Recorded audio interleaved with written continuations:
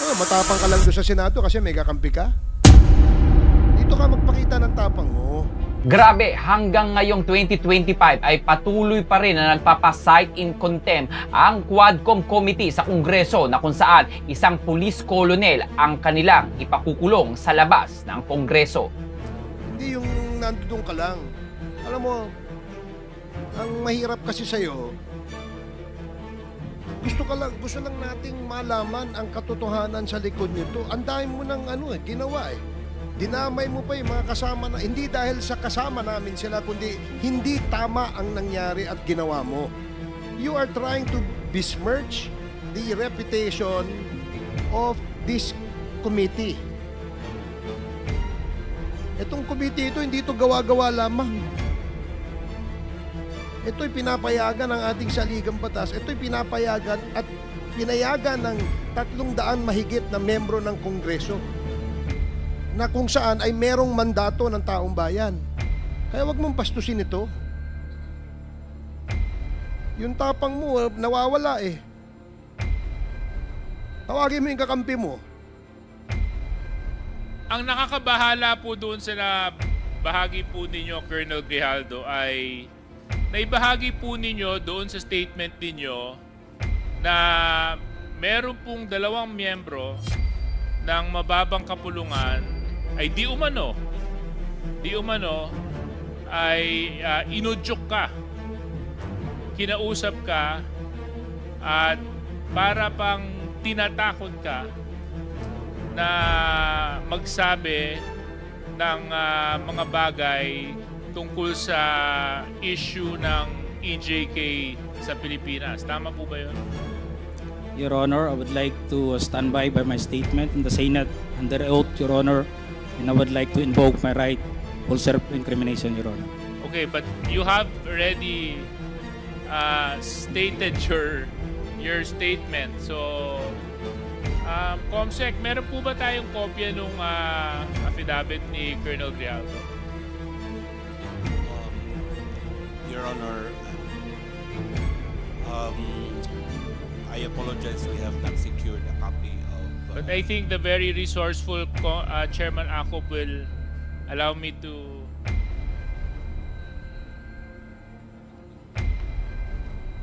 Thank you very much. So, anyway, Colonel Grijaldo, meron po akong kopya ng affidavit nyo. At ito naman po ay pinaninindigan po ninyo. Tama po? Yes, Your Honor. Okay. Maraming salamat.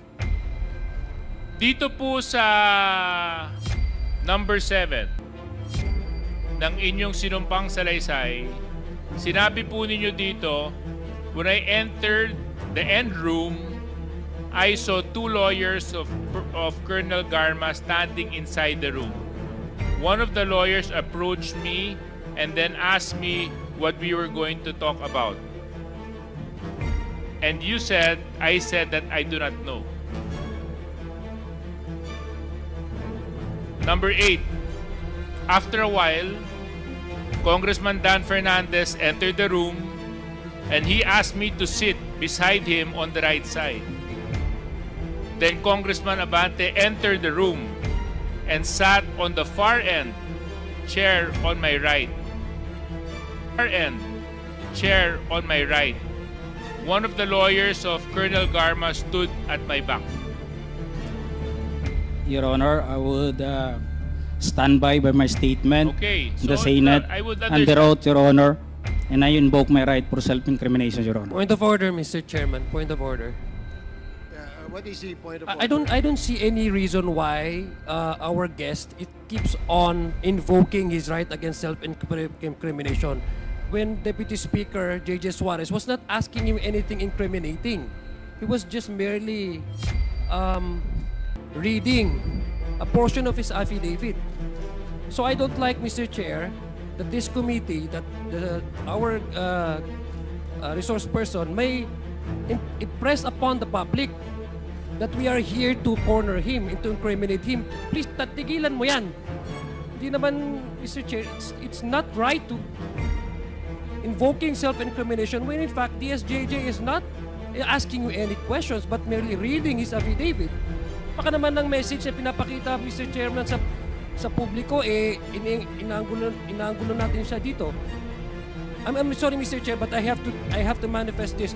I think his invitation to the Senate was to discuss about EJK and illegal drugs. And nowhere in his affidavit did he mention anything about illegal drugs and EJK. He did not share any inputs or his knowledge on illegal drugs. His participation in that Senate inquiry was merely to besmirch the reputation of some of the chairmen here. And as a result, attempting to degrade the integrity of the Quadcom. So please, I hate to admonish men in uniform. I have the highest respect for our policemen. But please, Colonel Grijaldo, stop invoking your right against self-determination. Nobody's asking you any incriminating questions here. Mr. Chair. And Mr. Chairman, along the line of Congressman Adjong, I don't think it's incriminating because number one, sinumpang salaysay niya po ito eh. Pirmado niya po ito eh. So how can he incriminate himself when he actually signed this affidavit? And this is a public document, Mr. Chair. So if our resource person is invoking this right to self-incrimination, I think that is out of order. Okay, I'd like to remind the resource person that the questions being asked of you are the statements you made in your affidavit. And the questions that DSJJ is asking is whether you confirm those statements that you stipulated in your affidavit. Dahil affidavit, pinirmahan mo yun, there's nothing incriminating, no, dun sa tanong ni Congressman JJ Suarez. So please answer appropriately the questions being asked by the members. Congressman Acop. Mr. Chair, may we ask the resource person the basis why he is invoking his right against self-incrimination? Yeah. Please answer. What is the basis of you invoking the right against self-incrimination?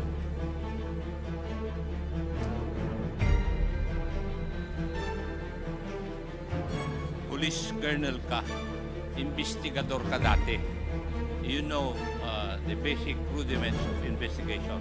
Alam mo dapat kung kailan i-invoke yung right against self-incrimination. Di po ba? Kasi nagko-conduct ka ng investigation. Now, may I know your legal basis why you are invoking your right against self-incrimination?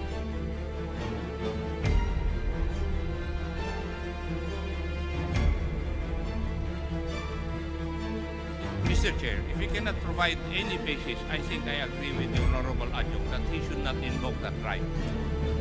Thank you, Mr. Chair. Thank you. I share the sentiment of Congressman Acop. If indeed the resource person cannot explain to this committee why he is invoking his right against self-incriminations in reply or in response to the questions raised by DSJJ Suarez, then I would agree that the gentleman is out of order, and perhaps do you have a lawyer with you, Colonel Grijaldo? Nandito may abogado ka ba? Would you like? Wala po, Your Honor. Do you want us to provide you a lawyer? No, Your Honor. Because your lawyer or lawyers that we can provide you will assist you on telling you what your rights are in this committee hearing. So, gusto mo ba mag-provide kami ng abogado? No, Your Honor. So, you will answer and reply to the questions of the members. Now, DSJJ? Yes, you... Mr. Chair, maybe another opportunity we can provide to the resource person. Colonel Grijaldo, kung kayo po ay hindi komportable dahil nga maraming nanonood at nasa publiko po ang hearing na ito, would you want or would you request for an executive session so that you can divulge the details and the truthfulness to the affidavit that you executed in the Senate hearing? No, Your Honor. Okay. Therefore, we can proceed, Mr. Chair. Please proceed. So, Colonel Grijaldo, matanong ko lang po, ano po ang nag-udyok sa'yo para i-execute tong affidavit na ito? As I have said, Your Honor, during my opening statement in the Senate, it was Tuesday. We have a hearing here on Tuesday, and we ended up on the Wednesday on the event of the Typhoon Christine. And as I have said, I go back to my home, and dinibdib ko po yung nangyari sa akin, Your Honor. And I never told this to my wife that time for 2 days. Until such time on the Friday, I was informed by the PIHAW that I'll be attending a Senate hearing. So, naisabi ko dun sa asawa ko, Your Honor. And nag-a-argue pa kami kasi ayaw niya. Ako kasi gusto ko na may sabi. And sabi ko, we have to go on a Sunday Mass, and we need wisdom for this para mabigyan din tayo ng lakas ng loob para ma-resolve natin sa tayo kasi tayo nagkakaproblema. Hindi na rin kami nag-aano nun eh. So on the Sunday, it was on the gospel. Sabi ko, pakinggan natin kung ano man yung masabi ng gospel sa atin that day. And it was a great enlightenment and a wisdom na binigay sa akin, Your Honor. The gospel said that it's not all about the crown, but it is about the cross. It is not about the honor, but it's about the sacrifice. It's not being the first, but being the last. It's not being the great, but being the servant. Sabi ko sa asawa ko, bakit naibigay sa atin to? We have to and to sum up that, Your Honor, ang sinabi nung pare, sabi niya, it's not about the experience. Because yung experience kasi natin sa buhay, it may be good or bad. But it's all about the lesson learned that time, Your Honor. So I have that courage, and even my wife submitted to my decision. And on the next day, pumunta na po ako. Nandun po yun, nag-narrate, ginawa ko po yun, sinulat ko po yun. And it was on that mass that time. Even it is a Sunday for the PDLs. It was a Sunday for PDLs. Sabi ng pare, you have to give dun sa mga brothers natin na nakukulong. Hindi ko nga akalain na I would be the one also to experience that yung sinabi ng pare. So that's all, Your Honor. That is all that happened, Your Honor. Well, oftentimes we need experiences to encourage us and to push us to search for the truth. So I hope this hearing is one of those experiences for you, Colonel Grijaldo. Dahil ang layunin lang naman po natin dito ay hanapin gaano man kahirap ang katotohanan. Yun lang naman po ang hangarin natin. Wala nang iba. At kaya nga po yung dalawa po nating kinatawan na binanggit mo sa affidavit mo ay pansamantalang tumayo at umalis bilang chairman just to show that we are fair in handling this very sensitive issue. Because you made serious accusations in your affidavit, Colonel Grijaldo. And if indeed enlightenment has happened to you when you executed this affidavit, and you mentioned that you stand by your affidavit, so let's test whether or not it is the truth, Colonel Grijaldo. Yes, Your Honor. Okay, As so- I have said, I will stand by. I am humbled by my experience, Your Honor. I'm with sure this, you're Your Honor, but Mr. Colonel Grijaldo, I you will have to stand by understand. with my statement You have to under understand oath one in thing. the Senate, Your You have Honor. to understand and I one would like thing to lang po. invoke my One right thing lang po. for self-incrimination, Your Opo, Honor. but you have to understand one thing, Colonel Grijaldo. Okay lang po yun kung para sa'yo. Ang problema ho, ang dami mong dinamay eh. Kung para sa'yo lang yun, hindi sana natin gagawing issue to eh. Ngunit ang idinamay mo dito ay mga taong walang kinalaman o mga inosente. Eh paano naman po sila? Paano naman po yung mga karapatan nila? Paano naman po yung boses nila? Paano naman yung katotohanan nila? Hindi pa po natin sila pahahalagahan dahil panghahawakan lang natin yung sinabi mong enlightenment mo? But they have their own rights too, Colonel Grijaldo. So Colonel Grijaldo, siguro wag na tayong paligoy-ligoy pa. With the permission of Mr. Chairman, Colonel Grijaldo, you made some serious accusations here. In fact, so serious that it was even carried by our media news for almost a week, 2 weeks. And because of your accusations, you've tarnished the very reputation and integrity of the committee and the House of Representatives. Things that I will not allow dahil ito pong posisyon na inuupuan namin, ay ito po ay posisyon ng tiwala na ipinagkaloob sa amin ng taong nagtitiwala sa amin. At kailanman hindi ako papayag na may mga tao na magdudungis at magtatapon ng kasinungalingan para sirain ang integridad ng trabaho ng House of Representatives at syempre ng komitibang ito. So Colonel Grijaldo, sinabi mo po dito sa inyong sinumpang salaysay that you were persuaded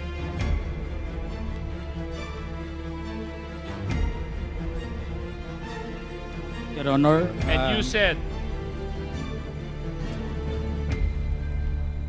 ikaw naman, Colonel, ganito lang yan. Alangan namang walang insidente o mangyayari sa panahon na yon. I answered that I served as COP, Chief of Police in Mandaluyong during COVID-19 pandemic, and there were less crimes committed and we did not receive any reward from anyone. I added that we only receive funds as additional MOOE support fund for the Peace and Order Fund of the LGU. But dito po sa earlier part, sinabi mo that you're persuaded. Is this true, Colonel Grijaldo? Your Honor, I will stand by my statement in the Senate under oath, Your Honor, and I would like to invoke my right for self-incrimination, Your Honor. That is out of order. Let it be of record that the statement made by this resource person is out of order. Please continue, Congressman Suarez. Number 17, sinabi nyo dito, I then respectfully told Congressman Dan Fernandez that anyone can debunk my statement if I confirm the testimony of Colonel Garma about DDS in 1999. Since I was not a member of the PNP at that time and I have no knowledge as to the reward system. Additionally, I said that the work of policemen are noble, that requires great sacrifice even without reward or award. It is our moral obligation and a call of duty to serve our country and our people. If I may continue, Colonel Grijaldo.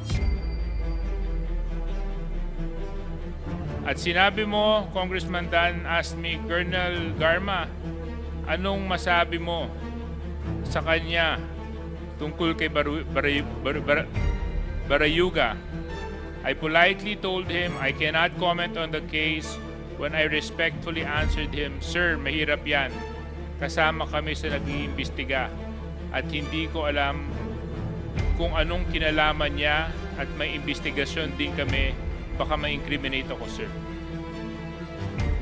Tama po ba ito, Colonel Grijaldo? Your Honor, Yes or no lang po, ah. I will stand by my statement in the Senate under oath, Your Honor. And I would like to invoke Mr. my Chair right again. to self-incrimination. Mr. Chair.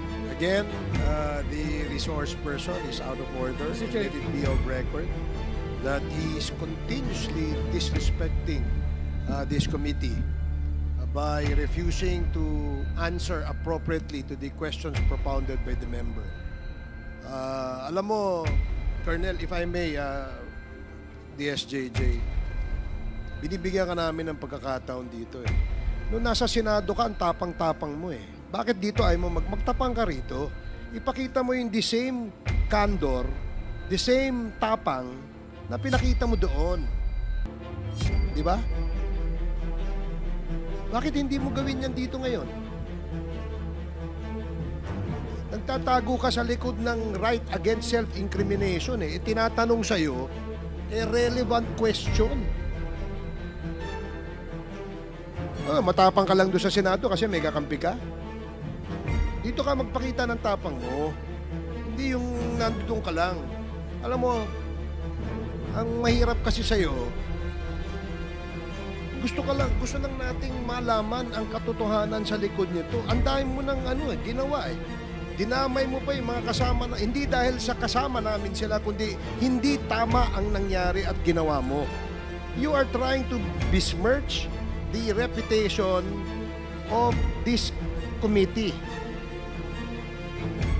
Itong committee ito, hindi ito gawa-gawa lamang. Ito'y pinapayagan ng ating saligang batas. Ito'y pinapayagan at pinayagan ng 300 mahigit na membro ng Kongreso na kung saan ay merong mandato ng taong bayan. Kaya wag mong pastusin ito. Yung tapang mo, nawawala eh. Tawagin mo yung kakampi mo. Ang hirap, alam mo, Colonel, nag-imbento ka ng kwento. And then you speak about honor. And then you speak about the gospel of that was given to you by a priest. Talking about honor and which alam mo ba kung bakit mayroong honor? Pag hindi ka sinungaling, may honor ka. As simple as that. You're a police officer and you should have kasi yun ang dito eh. Anyway, DSJJ, you can Well, I totally understand the frustration of our chairman. In fact, it is the same place where I'm extracting my frustration from. Kasi nung Senate hearing, napanood ko yung binanggit mo, Colonel Grijaldo, at ako naman, araw-araw, hindi naman araw-araw, na tuwing magkakaroon ng Quadcom hearing, nandito ako. I make it a point I even come early. So, Colonel Grijaldo, you mentioned in your affidavit and even in the Senate hearing that you were coerced. Coerced by certain members of this committee. Totoo ba yun? O hindi? Your Honor, I would like to invoke O my right hindi. to It's a simple yes or self-incrimination. no.